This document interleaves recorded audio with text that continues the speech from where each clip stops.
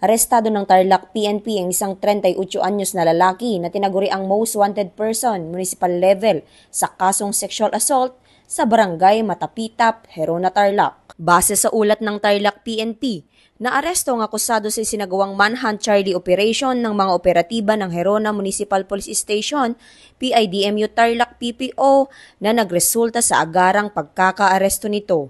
Ang nasabing akusado ay naaresto sa bisa ng warrant of arrest na inisyu ni Honorable Jefferson Binarao Toribio, presiding judge ng Family Court, 3rd Judicial Region, Branch 11, Tarlac City, sa kasong sexual assault in relation to Section 5 ng Republic Act 7610 na may 200,000 pesos na inirerekomendang piyansa. Ang akusado ay kasalukuyan nang nasa kustudiya ng Herona Municipal Police Station para sa wastong dokumentasyon at tamang disposisyon.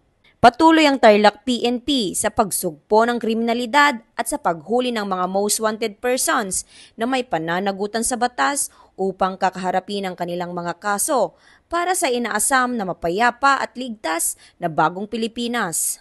Mula dito sa Tarlac Police Provincial Office, ako po ang inyong PNN correspondent, Patrolwoman Maria Ella Garcia, alagad ng batas, tagataguyod ng Balitang Pulis.